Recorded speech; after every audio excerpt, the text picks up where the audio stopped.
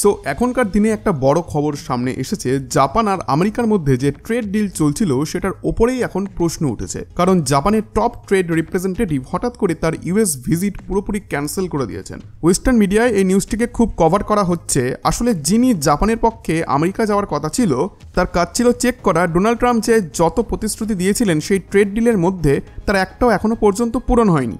US কবে সেই promises fulfil করবে, এই প্রশ্নে এতটাই ফ্রাস্ট্রেশন তৈরি হয়েছে যে শেষমেশ তিনি ভিজিটটাই বাতিল করে দিলেন।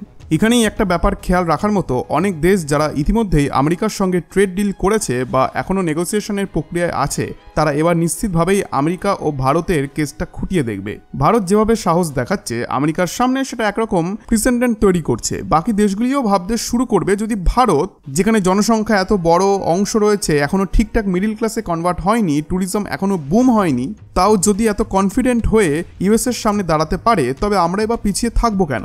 ভারত স্পষ্ট জানাচ্ছে ট্রেড ডিল না হলে কোনো সমস্যা নেই, আমরা ওয়েট করব। এই বার্তাটা শুধু আমেরিকাকেই নয়, বাকি দুনিয়াকেও যাচ্ছে, যার জন্য অন্য দেশগুলিও ভাবছে যে আমরা কি খুব তাড়াহুড়ো করে ফেললাম ইউএসের সঙ্গে ডিল করতে গিয়ে। আর এই প্রশ্নের ক্লাসিক এক্সাম্পল এখন জাপান। টুইটারে তো এখন একের পর এক পোস্ট ঘুরছে, Japan trade negotiator cancels US visit. তাহলে কি জাপানের ডিলটা আসলে একেবারেই ফেক ছিল? এভাবে এই টাইমলাইনে একের পর এক টুইট আসছে যা স্পষ্ট করে দিচ্ছে যে এই ট্রেড ডিল নিয়ে এখন বিশাল অনিশ্চয়তা তৈরি হয়েছে।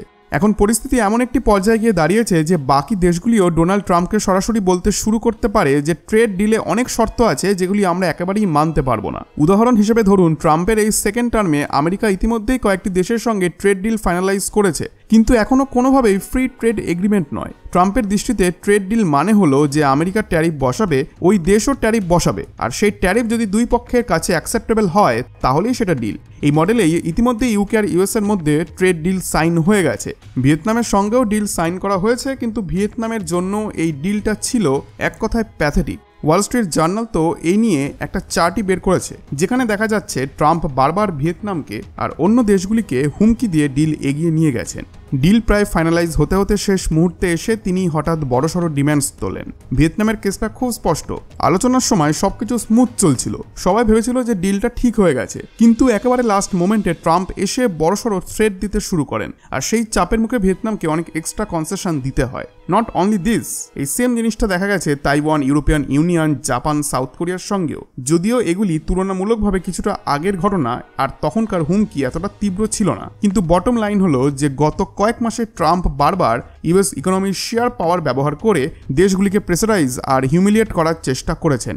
চীনের কেসটা তো আরও ইন্টারেস্টিং, সেখানে এখনও পর্যন্ত কেবল একটা ফ্রেমওয়ার্ক সাইন হয়েছে, আসল ডিল এখনও সই হয়নি। এখন আসি জাপান, ইন্দোনেশিয়া আর ফিলিপিন্সের প্রসঙ্গে। এই দেশগুলির সঙ্গে গত কয়েক বছরে একাধিক এগ্রিমেন্ট সাইন হয়েছে, যেখানে ইনভেস্টমেন্ট, ট্রেড, এমনকি এনার্জি সাপ্লাই নিয়েও বিস্তারিত শর্ত লেখা আছে। কিন্তু পাকিস্তানের সঙ্গে যে ডিলটা হয়েছে সেটা প্রায় অর্থহীন। ওইখানে শুধু অয়েল আর এনার্জি নিয়ে কয়েকটা লাইন আছে। আমেরিকা পাকিস্তানের সামগ্রিক ট্রেড এতটাই নেগলিজিবল যে ট্রাম্প সেদিকে খুব একটা নজরই দেননি। ইন্দোনেশিয়ার কেস কিছুটা আলাদা। ইন্দোনেশিয়ার শর্ত মেনেছেন, তারা আমেরিকার কাছ থেকে Boeing jets, energy imports, oil সব কিনবে। এর বদলে আমেরিকা তাদের মার্কেটে কিছুটা অ্যাক্সেস দেবে, ফলে বাইরের দৃষ্টিতে মনে হচ্ছিল যে সবকিছু ঠিকঠাক চলছে, কোনো বিদ্রোহ নেই। কিন্তু আসল ঝড় বয়ে যাচ্ছে জাপান আমেরিকার মধ্যে। প্রথম প্রবলেম হচ্ছে যে আমেরিকা জাপানের সামনে একেবারে অদ্ভুত দাবি রেখেছে। শর্ত হলো জাপানকে $50 বিলিয়ন ইনভেস্টমেন্ট করতে হবে ইউএস ইকোনমিতে। এখন প্রশ্ন হলো এই টাকা জোগাড় করবে কোথা থেকে? জাপানের ইনভেস্টররা খোলাখুলি বলছেন যে দিস ইজ ইনসেন, কারণ সরকারকে বাধ্য হয়ে গভর্নমেন্ট ব্যাকড লোনস আর গ্যারান্টিজ তুলতে হবে, অর্থাৎ সরাসরি ঋণ নিয়ে সেই টাকা আমেরিকার বাজারে ঢালতে হবে। আর সবথেকে আশ্চর্যের ব্যাপার, এত বড় ইনভেস্টমেন্টের পরেও জাপানকে কোনো ট্যারিফ ফ্রি অ্যাক্সেস দেওয়া হবে না। ট্রাম্প সোজা বলে দিয়েছেন, even after this Japan will still pay 15% tariffs. এখানেই শেষ নয়, ট্রাম্প নাকি আরও দাবি করেছেন এই ইনভেস্টমেন্ট থেকে যে প্রফিট আসবে তার মেজরিটি চাঙ্ক আমেরিকায় নিয়ে যাবে। জাপানের মিডিয়াতে এখন হেডলাইন হচ্ছে, this is a horrible deal. Wall Street Journal, নিক্কের মতো জার্নালগুলিতে একের পর এক আর্টিকেল বেরোচ্ছে, Japan investing $50 billion in the US under Trump's pressure, but is this sustainable? এখন বড় প্রশ্ন দাঁড়িয়েছে যে এই ইনভেস্টমেন্ট কিভাবে হবে, কিভাবে ম্যানেজ করবে জাপান? এর কোনো পরিষ্কার রোডম্যাপ নেই, আর এই কারণেই পুরো ট্রেড ডিলটাই ভেঙে পড়ার আশঙ্কা দেখা দিয়েছে। এখানে জাপান ভারতকেও একরকম উদাহরণ হিসেবে দেখছে। ভারত স্পষ্ট বলেছে যে ট্রেড ডিল না হলে কোনো সমস্যা নেই, আমরা ওয়েট করব। জাপানও এখন ভাবতে শুরু করেছে হয়তো তাদেরও সেই পথেই হাঁটতে হবে। দেখা যাক ট্রাম্প এশিয়ার এত বড় অর্থনীতিগুলিকে, যেমন ইন্ডিয়া, জাপান, এদেরকে কোনো প্রপার ট্রেড ডিল ছাড়া কতদিন ম্যানেজ করতে পারেন। একটা আনলেস আছে, যদি শেষ মুহূর্তে ট্রাম্প ট্রাম্প কিছু কনসেশন দিয়ে দেয় তবে হয়তো আলোচনা আবার গতি পেতে পারে। কিন্তু এখনো পর্যন্ত ফোন বা ইমেল কোনো সমঝোতা হয়নি, তাই জাপানের টপ ট্রেড এনভয়কে তার ইউএস ভিজিট ক্যান্সেল করতে হয়েছে। এটা একেবারে রেড ফ্ল্যাগ। পরিষ্কার বোঝা যাচ্ছে ইউএস জাপান ট্রেড ডিল এখন ভীষণ অনিশ্চিত অবস্থায়। এবার আসল প্রশ্নটা আমাদের নিজেদের সামনে দাঁড় করাতে হবে যে নরেন্দ্র মোদী স্পষ্ট বলেছেন ভারতের ওপর এখন প্রায় 50% ট্যারিফস চাপিয়ে দেওয়া হয়েছে, তাই আমাদের এখনই সেলফ রিলায়েন্সের দিকে সিরিয়াস ফোকাস করতে হবে। মেক ইন ইন্ডিয়া প্রোডাক্ট যতটা সম্ভব আমাদেরকে প্রমোট করতে হবে এবং আমাদেরকে তা কিনতে হবে। এটা শুধুই একটা ইকোনমিক প্রোগ্রাম নয়, বরং এক ধরনের ন্যাশনাল মুভমেন্ট হওয়ার সময় এসে গেছে। উদাহরণ হিসেবে জাপানকে দেখা যায়, সেখানকার মানুষ দীর্ঘদিন ধরে এমনটাই করে আসছে। তারা শপিং করতে গেলে প্রথমে খোঁজে জাপানিজ ব্র্যান্ডস। এখন প্রশ্ন হচ্ছে যে ভারতও কি সেম জিনিসটাকে রেপ্লিকেট করতে পারবে?